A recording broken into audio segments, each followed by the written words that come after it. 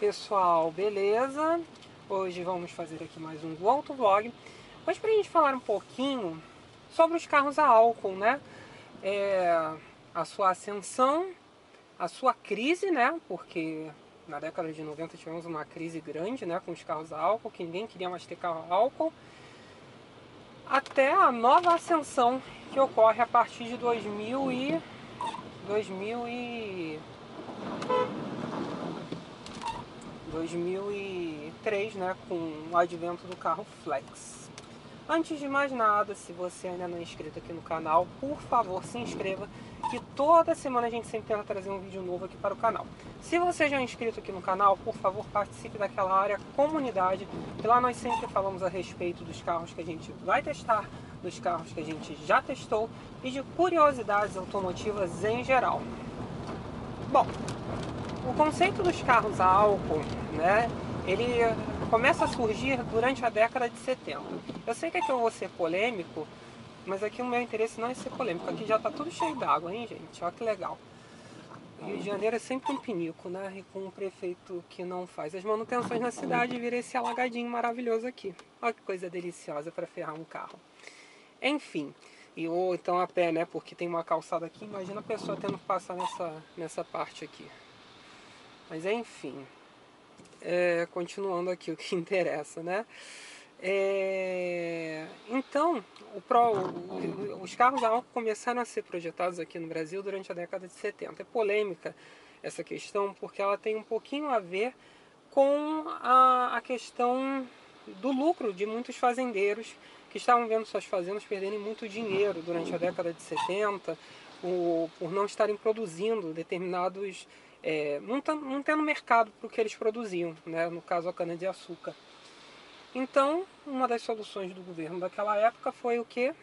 Começar um fomento que viria a criar os primeiros carros que funcionavam com álcool combustível, né? Gente, pessoa enrolada, hein? Filha, é só você apertar o acelerador e ir.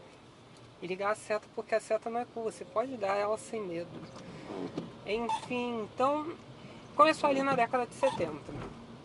Tanto que, quando os primeiros carros a álcool começaram a tomar forma de verdade, né, de estarem na formatação ideal, de funcionamento, ou começando a ter isso, porque até os anos 80, na realidade, os carros a álcool não estavam bem formatados, né, porque eram motores adaptados, e o que acontecia?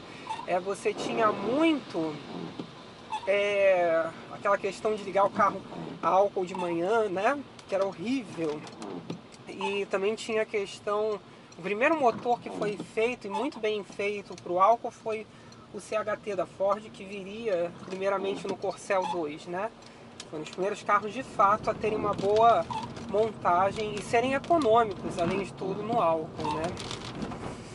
Então assim, e durante a década de 70, quando o carro a álcool já estava fomentado, pensado, já pronto para produção, mesmo com problemas,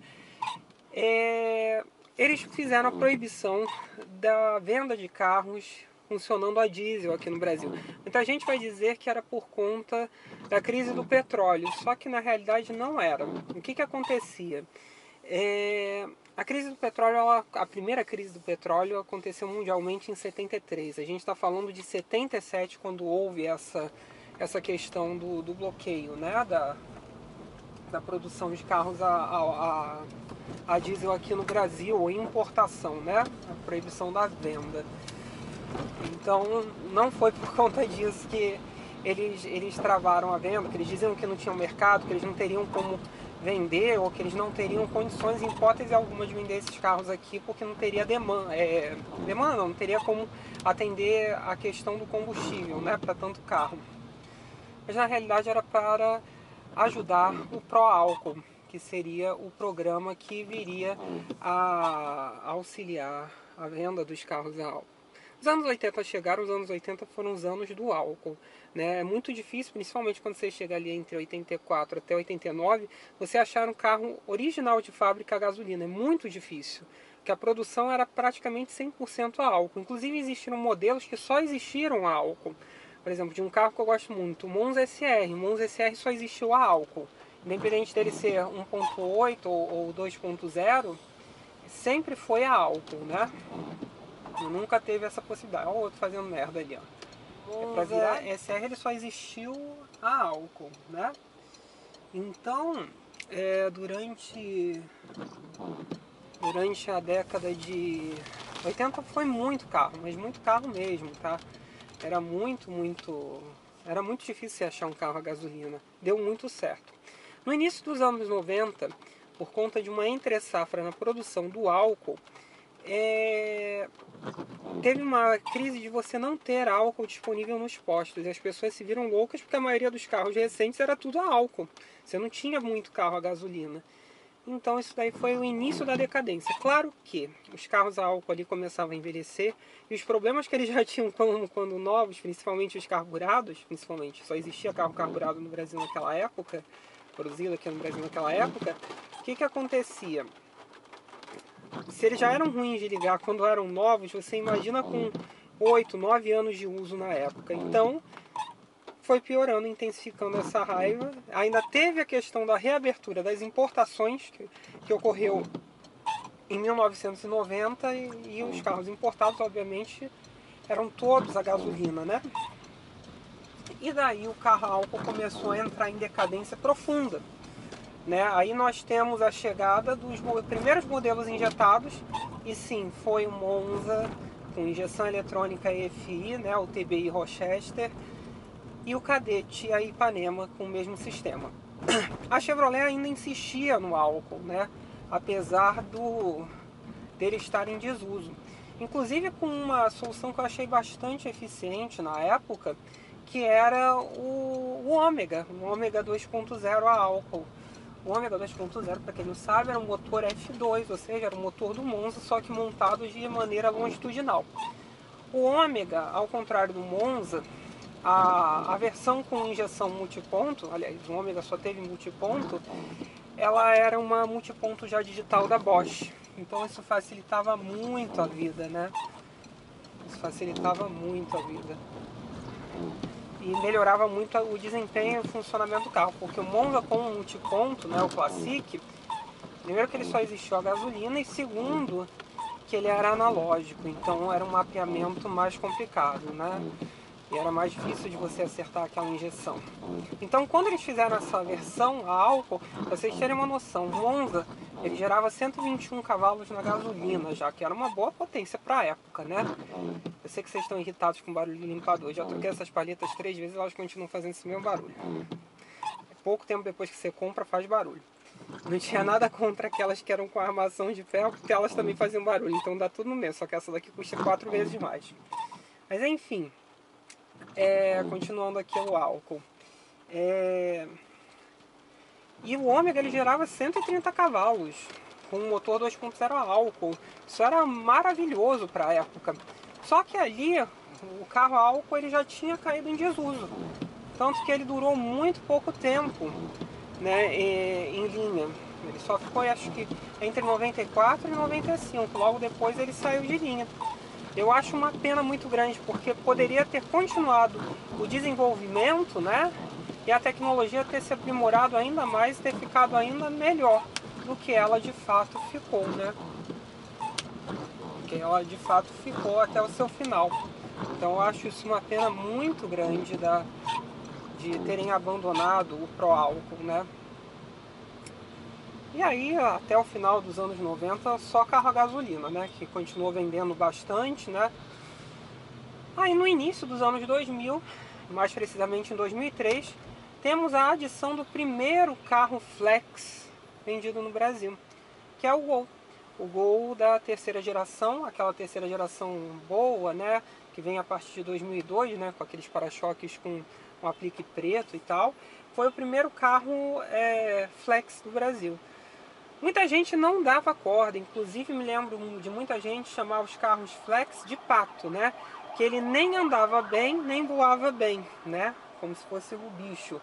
Mas a realidade é que o carro flex viria a ser um maior sucesso, a ponto de hoje ele ser a padronização e a volta da utilização do álcool como combustível, como um padrão, né? Porque ele havia sido esquecido totalmente, né?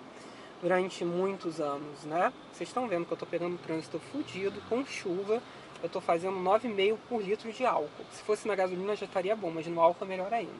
Mas continuando aqui, gente. Então,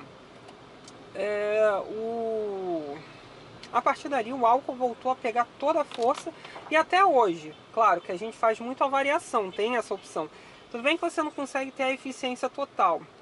A Mazda ela chegou até a desenvolver carros com motores com compressão variável, que seria o ideal para nós termos nos dias de hoje com os carros flex, né? Para ter uma taxa de compressão no álcool e uma taxa de compressão na gasolina. O que acontece hoje? Hoje a gente tem um meio termo. Hoje muitos dos carros eles estão até muito além do meio termo, eles estão muito mais puxados para o álcool do que para a gasolina de fato, né? E isso melhoraria ainda mais a eficiência energética desses motores. Mas não temos isso. Mas eu achei muito legal, é uma sacada da Fiat agora em tempos de carros híbridos, né?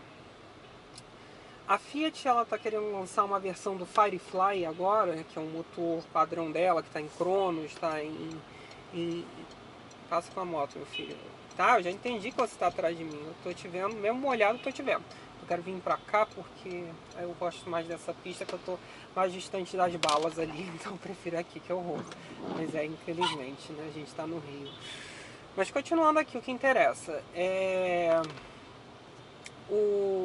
E ela veio com uma coisa muito interessante agora no Firefly Turbo, que é um novo motor, que ele será a álcool, somente a álcool. Isso é uma coisa que já não acontece há muitos anos. Desde a década de 2000 não existe mais um motor somente a álcool de grande produção e com uma injeção de hidrogênio, né? Para quem não sabe, a Fiat era dona da Alfa Romeo. E uma das coisas, por exemplo, que a Alfa Romeo 2300 usava aqui no Brasil, e que era uma coisa muito avançada à época, o motor da Alfa 2300 era muito avançado. É um carro que eu acho que eu tenho muita pena até dele não ser valorizado como ele merece, que era muito superior a uma porcaria de um Opala ou uma droga de um Dojão daqueles. Infelizmente é a realidade. Porque o carro com nível de construção e luxo e sofisticação, ele era muito mais sofisticado e muito mais interessante, né? Porque ele tem um cor esportivo. Mas para vocês terem noção, naquela época ela tinha as válvulas delas refrigeradas a sódio. É um negócio todo transgressor. Então assim, vamos ligar porque vai encher de água. Então continuando aqui, gente. Até perdi o fio da meada com um banho. Vai outro banho. E assim o carro vai ficando imundo. Vocês veem o estado que está o Rio de Janeiro. A gente está na linha vermelha.